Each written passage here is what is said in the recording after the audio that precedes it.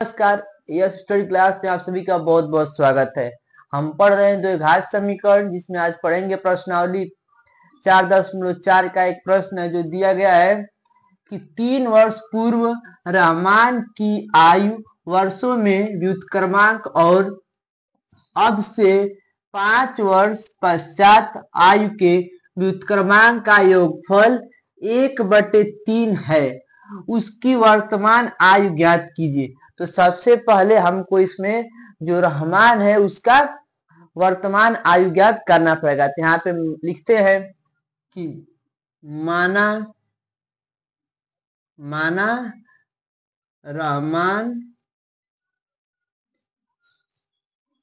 का वर्तमान आयु, जो उसका वर्तमान आयु है वह क्या हो सकता है, वह हमारा मान लेते हैं कि वर्तमान आयु जो है वह हमारा x है। ठीक, अब दिया है कि 3 वर्ष पूर्व, तो यहाँ पे लिखेंगे 3 वर्ष पूर्व रहमान की आयु।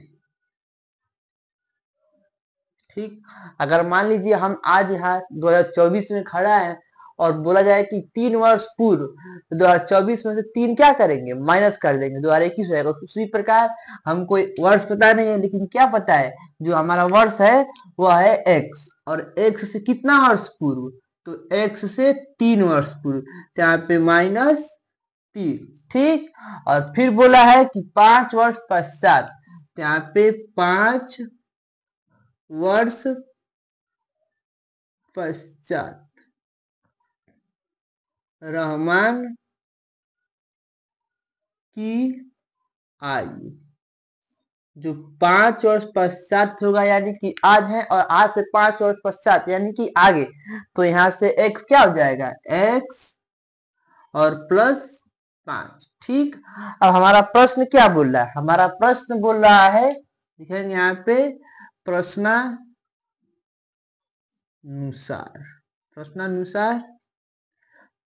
बोल रहा है कि दोनों जो आयु है, यानी कि 3 वर्ष पूर्व, क्या लिखेंगे, दोनों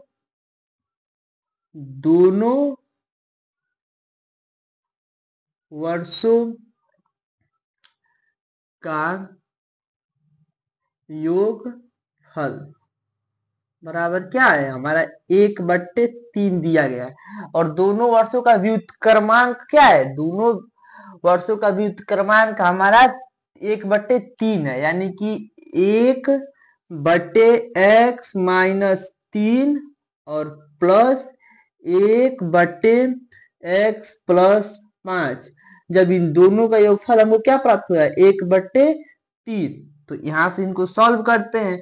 जैसे सबसे पहले क्या करेंगे, इन दोनों का आपस में गुणा करेंगे, यहाँ से x-3 और x+5, तो यहाँ से 1 गुणे, अब x-3 से भाग देंगे तो x-3 का बचेगा क्या, हमारा x+5, और यहाँ से प्लस, फिर 1 गुणे x+5 से भाग देंगे तो x+5 कट जाएगा, हमारा बचेगा क्या, x-3 बराबर 1/3। ठीक, अब यहाँ से अब गुणा कर देते हैं, तो यह हो जाएगा x-3 और x+5, और यहाँ से हमारा x+5 और प्लस x-3, यह हमारा क्या हो जाएगा, यह हमारा समीकरण बन गया, और यहाँ से 1/3। ठीक, और आगे देखते हैं इसी क्रम में कि यहाँ से देखते हैं, तो सबसे पहले हम ऊपर जोड़ देंगे, यानी कि x+5 और प्लस x-3।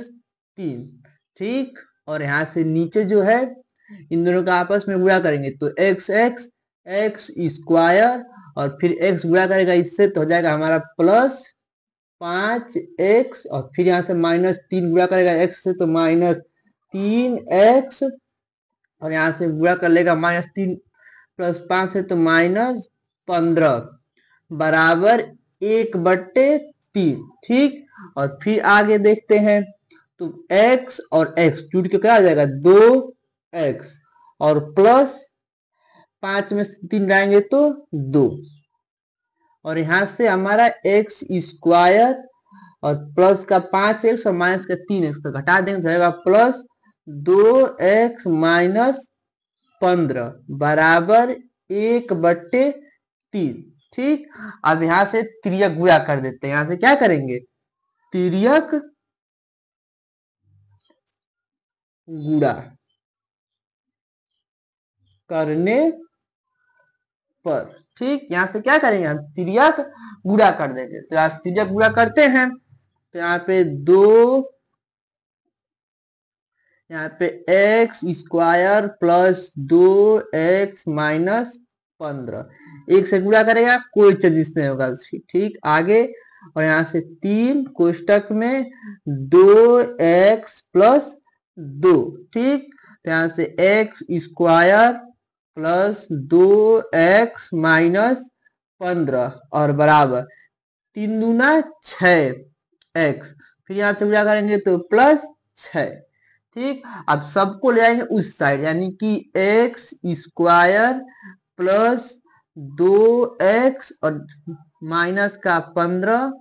अब सारे जो बराबर दिया गया 6x प्लस 6 ये सब क्या है प्लस में जाएगा तो क्या हो जाएगा माइनस हो जाएंगे। तो यहाँ पे माइनस 6x माइनस 6 बराबर 0। ठीक, तो यहाँ से एक्स स्क्वायर प्लस 2x। अब यहां से देखिए जो है हमारा यहाँ प्लस का 2 और यहाँ पे माइनस का 6 माइनस करेंगे तो क्या होगा माइनस का 4x। ठीक, और यहाँ से माइनस 15 और माइनस 6 यानी कि माइनस का 15 और 6 21 बराबर 0। ठीक, अब हमको दो गुणनखंड लेना है। ऐसा दो संख्या लें जिनका आपस में गुणा करें तो हमको क्या प्राप्त हो 21 और उन्हीं दो संख्याओं को माइनस कर दें तो क्या हो माइनस का 4x प्राप्त हो जाए। तो यहाँ पे देखते हैं जैसे कि हमारा समीकरण क्या है x square minus 4x minus 21 बराबर 0। तो 21 को ऐसे दो भागों में बांट देते हैं इसका गुणनखंड करें तो हमको क्या प्राप्त हो गुणा करें तो क्या प्राप्त हो 21 और उसी दो संख्याओं का माइनस करें तो हमको प्राप्त हो माइनस का 4। जैसे कि इस प्रकार एक्स स्क्वायर माइनस यहां से माइनस 7 और माइनस का 3 और x माइनस 21 बराबर 0। यहाँ से x square minus 7x minus और माइनस मिलके प्लस 3x माइनस 21 बराबर 0।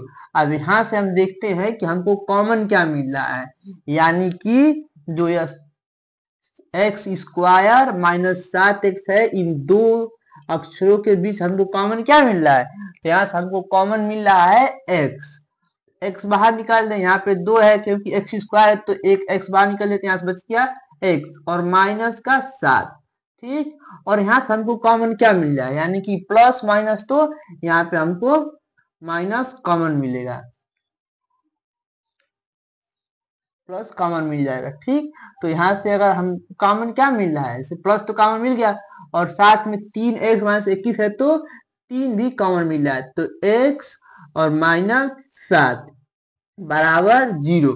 अब यहाँ से दोनों से जैसे कि x माइनस 7 और x माइनस 7 यहाँ से x माइनस 7 और ये x और प्लस 3 बराबर 0। ठीक, अब इसको हम सॉल्व करते हैं। यहाँ से x का मान निकाल देते दिया कि x माइनस 7 बराबर 0 तो x बराबर 7 हमारा x का मान यह 1 हो गया और दूसरा दिया गया है कि x प्लस 3 बराबर 0 तो x बराबर माइनस 3।